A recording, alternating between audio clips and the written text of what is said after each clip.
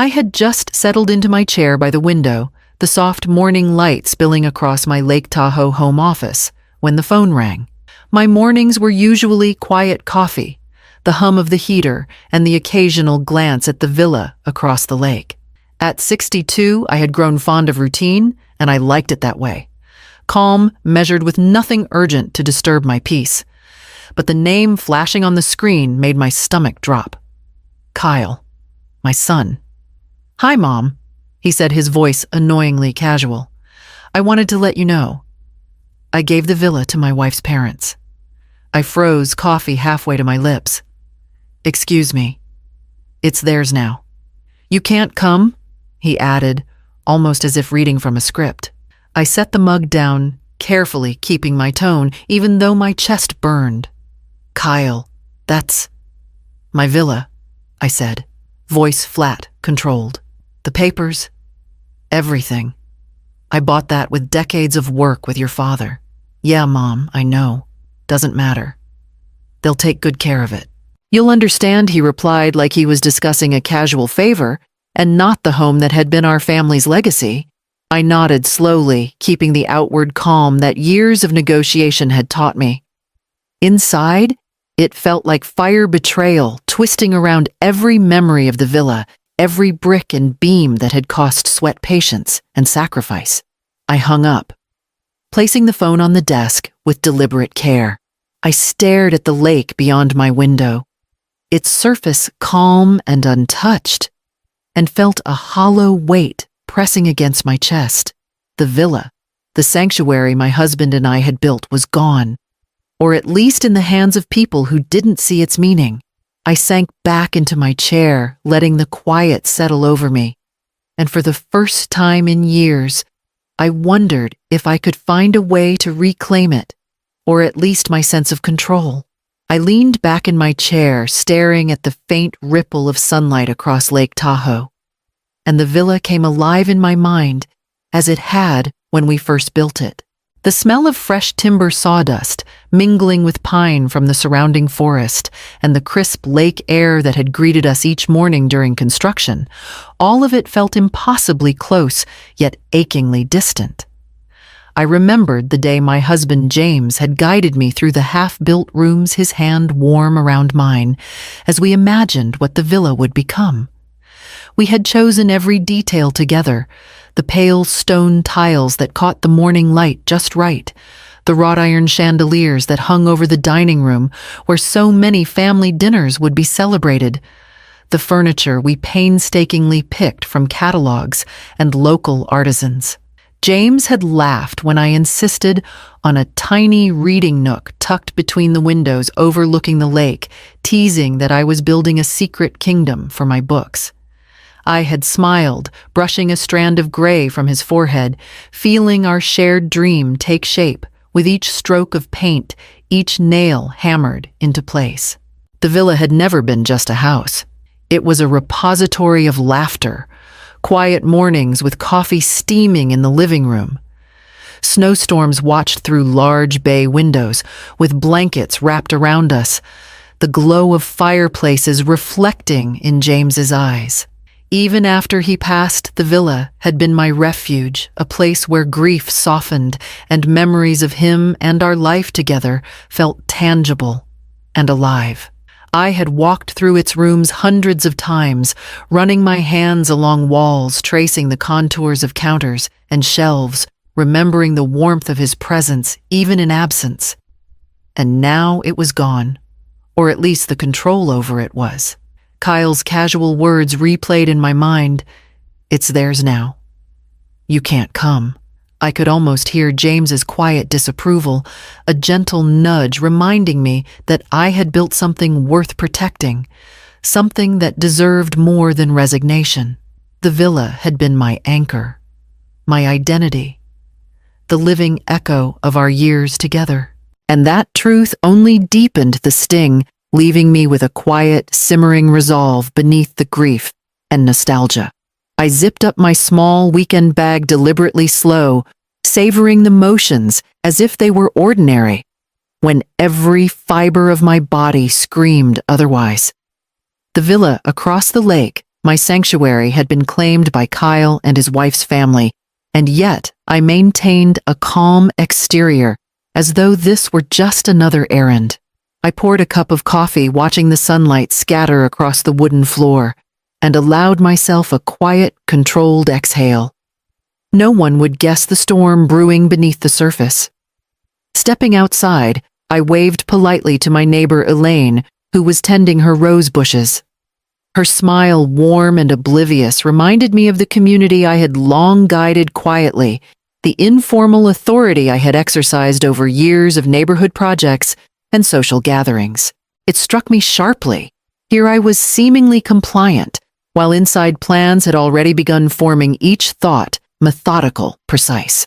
As I walked along the gravel path toward the car, I reviewed scenarios in my mind. Each possibility, each reaction from Kyle or his in-laws was a thread I began to weave into a larger strategy. I noted small details from previous visits to the villa, patterns in behavior, the way entitlement colored their decisions. The simmering anger under my composed exterior sharpened into clarity. Patience had served me well before, and now it would be my instrument. Sliding into the driver's seat, I let my gaze drift over the lake, letting the familiar sight of its calm waters settle my thoughts. Calm, yes, but calculated, deliberate. Every word Kyle had spoken, every arrogant smile had been stored away, ready to inform the choices I would make next. This weekend was not merely a retreat. It was reconnaissance, a preparation for reclaiming what was mine. Beneath the surface of polite composure, the wheels were turning quietly, inexorably toward action. I arrived at Marcus Chen's office just as the morning sun struck the marina across the bay, casting golden reflections over the water. Marcus, my lawyer for over 15 years, greeted me with a firm handshake and a knowing glance. His office smelled faintly of polished wood and old books, a reassuring steadiness amid the chaos of my thoughts. I need to protect the villa. I began, keeping my voice measured. Kyle has handed it over to his wife's family. I can't let them treat it as their own. Marcus leaned back, tapping a pen against his desk. Legally, Margaret. There are ways to reinforce your rights, but timing is critical. If they've already taken possession, the process gets tricky. We'll need all property records, deeds, and any previous agreements. And keep in mind, family disputes escalate quickly. You want a strategy that's airtight, not reactive. I nodded, absorbing every word. Legalities alone weren't enough. I needed an edge. Later that afternoon, I met with Derek, my neighbor, and a tech consultant. His apartment smelled of solaring flux and coffee. He was already tinkering with a small array of sensors and motion detectors, casually lifting a circuit board. They'll act like owners, Derek said without looking up. We can set up responses, lights, sounds, even environmental triggers that are subtle but unmistakable. Psychological nudges. Nothing illegal, just enough to assert control and signal boundaries. I watched him outline possibilities, imagining each sequence, each reaction. He made suggestions about cameras, programmed lights, and discrete alerts, all designed to maintain legality, while amplifying the villa's presence as mine. By the time I returned home, the afternoon sun had softened. I leaned against the balcony railing, reviewing every option, weighing timing, cost, and risk. A plan was forming in my mind, a careful mix of legal and technological precision. Each choice sharpened my focus, turning anger into calculated determination. The villa was mine, and I intended to ensure that reality would be impossible to dispute. The villa seemed impossibly still that morning, sunlight spilling across the polished floors. Yet beneath the serene surface, every corner was being quietly transformed. I moved through the rooms with a precise rhythm, directing Derek as he installed cameras at discrete angles and motion sensors. Along hallways, each device calibrated to catch the slightest movement. The humming of equipment mingled with the scent of fresh pine from the lake breezes, drifting through open windows a reminder that the villa had always been alive with energy, now repurposed for defense. Legal protections were equally critical. Marcus had spent the previous night drafting supplemental documentation, ensuring any claims to the villa could be swiftly contested. I reviewed the papers, initialing each page, visualizing how they would hold up if challenged. It was methodical, almost meditative work proof that control could be maintained without confrontation, that the villa could be protected without losing its dignity. Derek moved from room to room, adjusting lights to respond to motion-setting sequences, where soft alerts escalated into more noticeable warnings. He explained each minor psychological cue, a flicker of lights here, a subtle audio alert. They're designed to unsettle intruders without crossing legality. I nodded, imagining Kyle and his in-laws stepping through the door unsuspecting, and the villa responding in ways they would not anticipate. I walked the property several times, rehearsing scenarios in my mind. What if Kyle hesitated at the threshold? What if his wife tried to assert dominance? What if her parents brought furniture or belongings ahead of time? Each question was answered in my mental plan. Each outcome rehearsed with exacting precision. By late afternoon, everything was in place. The villa looked untouched, pristine, an ordinary weekend retreat. Yet beneath the calm, the legal documents were secured. Sensors, ready cameras recording, and the subtle psychological cues poised to activate. I paused in the main living room, running my hands along the counter, taking in the view of the lake that had always grounded me.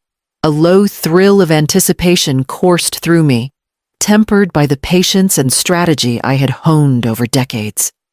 The stage was set. Soon they would arrive confident and unchallenged, unaware that every detail had been anticipated, every move accounted for. And when that moment came, the villa would no longer just be a home, it would be a testament to deliberate, measured control and to the power of preparation over entitlement. The rumble of a rented SUV echoed up the gravel driveway, announcing their arrival before I even stepped outside.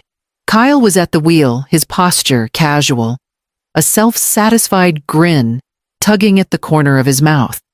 Beside him, his wife Lauren clutched a tote bag as if it contained the keys to the universe. Behind them, her parents shuffled out with the ease of people who had never been denied what they believed was rightfully theirs. I watched from the balcony, coffee cup in hand, as they unloaded boxes and furniture from the SUV, each item placed with meticulous certainty, their movements confident, almost theatrical. It was clear they expected no resistance, that the villa was theirs by virtue of entitlement alone. Kyle's dismissive wave caught my attention. He had already spotted me, his lips curling in a patronizing smile. "This is nothing, Mom. Just come inside," he called, as if he were inviting me to observe their dominion rather than participate. Lauren's smug glance met mine, the kind that signaled victory, the silent acknowledgement that she had already won. Her parents were equally assured, moving through the living room as if they had long rehearsed this choreography of occupation. My pulse tightened, but I remained outwardly calm, masking the surge of moral outrage that flared behind my eyes. I noted every detail, the way Kyle's shoulders tensed when he lifted a heavy box, the slight hesitation of Lauren when maneuvering a chair through the hallway, the way her father's attention flickered toward the stairwell, scanning the layout as though it were a map to be conquered. These small imperfections would be useful later data points for the plan I had set in motion. I sipped my coffee, letting the calm veneer settle over me. Beneath it, every muscle was coiled, every thought, cataloging movements, predicting reactions, anticipating mistakes. They had arrived believing they had taken what was mine, but I had spent days preparing for this moment, turning their confidence against them. As the last box was placed, Kyle stepped back, wiping his hands on his pants, his eyes surveying the villa like a king surveying his court. He didn't see the quiet watchfulness behind the windows, the careful attention to detail that would soon turn the tables. I set the cup down, feeling the thrill of anticipation, the moment approaching when the villa would remind them whose home it truly was. The villa was quiet, deceptively so, as I moved to my hidden control station in the study. Every sensor camera and alert was armed, waiting for the slightest disturbance. My heart beat steadily, not from fear but anticipation. Years of meticulous planning were about to meet their test. It started with a soft flicker in the hallway lights, barely noticeable, but perfectly timed. Then came the subtle voice from the speakers, calm yet firm. Unauthorized presence detected. Please leave immediately. Kyle froze mid-step, glancing around as the sound echoed through the house. Lauren stiffened her confident posture, faltering. I watched their reactions on the monitors, noting the panic rising like a tide. A motion sensor in the kitchen triggered a gentle spray of water, just enough to startle, not harm, while simultaneously illuminating the family in stark, shifting light. Lauren shrieked and yanked her hands back from the counter, and her parents scrambled to the doorway, eyes wide, muttering frantic questions. Kyle tried to assert control, raising his voice. Mom, turn it off. What is going on? His words bounced uselessly against the carefully programmed sequences.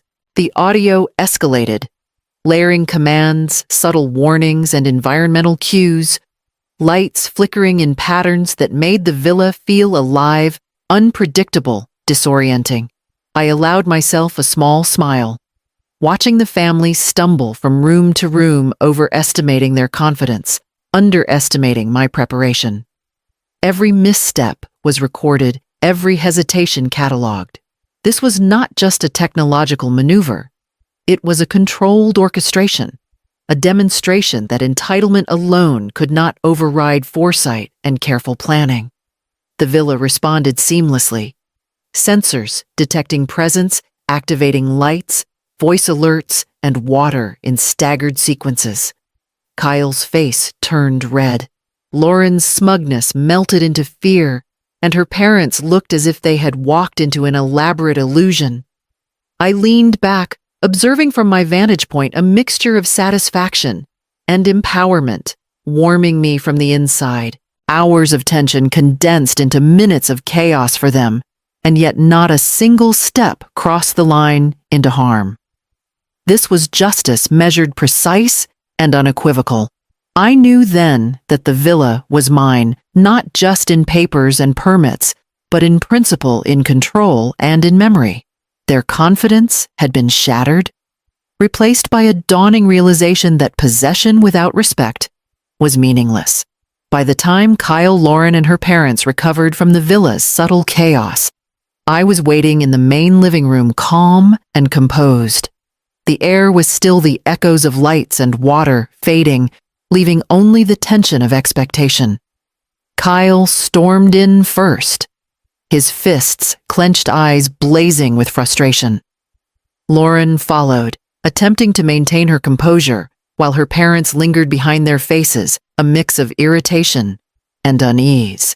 You went too far, Mom, Kyle spat, voice sharp. This isn't funny. Turn it off. Give us the villa. I regarded him quietly, letting the seconds stretch, allowing the gravity of their panic to sink in. Kyle, I said steadily, the villa isn't yours to give, and it isn't yours to take. Lauren's smugness faltered as she glanced at the documentation on the table. Marcus had prepared everything, legal deeds, transfer papers, and notices, placing the villa under a trust dedicated to preservation and community use. I motioned to the files. This villa has been legally protected. It is now held by a foundation I established. You have no claim. Kyle stepped closer, attempting to intimidate, his voice rising. You can't do this. We've been handed the villa, Mom. You assumed entitlement overrides law? I interrupted, my voice calm but unwavering. It doesn't. You cannot negotiate what isn't yours, and no amount of arrogance changes the legal reality. Lauren's eyes widened as she realized the Foundation's documents left no loophole. Her parents exchanged worried glances, their confidence crumbling. Kyle ran his hands through his hair, the tension in his shoulders betraying his disbelief. "But this isn't fair," he muttered almost to himself. I let him stew in the truth. Fairness is measured in law and preparation, not in assumptions. You expected this villa to be yours by virtue of my absence and your convenience. But entitlement does not equate to ownership. The room remained quiet, except for their heavy breathing. I walked slowly toward the balcony, overlooking the lake, each step, deliberate asserting my presence. The villa is safe, protected, and respected. I have ensured that its legacy, the memories of those who built it, and the principle of rightful ownership remain intact. Nothing you do can undo this. Kyle slumped against the doorway defeated, and Lauren's composure shattered her parents, silent in shame.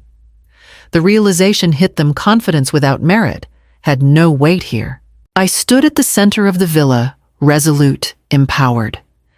Justice had been measured patient and decisive.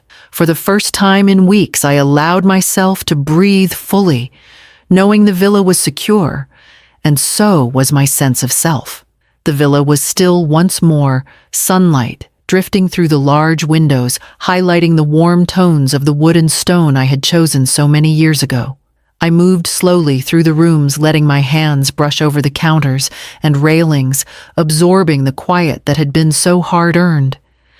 Each space carried echoes of laughter, conversations, and the presence of my late husband, James. For the first time in weeks, I allowed myself to feel the calm I had fought to reclaim. I lingered in the living room, the lake beyond reflecting the afternoon sun like liquid gold. The chaos of the previous days, Kyle's arrogance, and the subtle chaos I had orchestrated seemed distant, now softened by the satisfaction of control regained. The villa was secure, legally protected, and most importantly, respected. Every step I took reminded me that patience, strategy, and resolve had guided me here, transforming betrayal into empowerment. Walking toward the kitchen, I paused at the nook James had insisted on, a place for quiet reading, shared coffees, and late-night plans. Memories surfaced, selecting tiles, arranging furniture, and long conversations about the dreams we had built together. The villa had always been more than a structure. It had been a vessel for love, effort, and identity. And now, standing in its calm embrace, I understood that protecting it had been about preserving more than walls and windows. It was about honoring a life lived with intention. I moved to the balcony, letting the breeze brush my face. The lake shimmered undisturbed by the turbulence of human disputes. I thought about Kyle, Lauren, and her parents, and the lessons this ordeal had taught me. Boundaries must be enforced. Respect cannot be assumed, and control is best exercised through clarity and foresight, rather than confrontation. My anger had cooled into something steadier, a deep, measured strength. Sitting in my favorite chair, I sipped a cup of tea and looked out over the water. The villa's silence was no longer empty. It was a presence of its own, a reminder of all I had endured and all I had reclaimed. Peace did not erase the past, but it allowed me to move forward with dignity, knowing that the life James and I built was honored, and that my own sense of self-respect had never been stronger.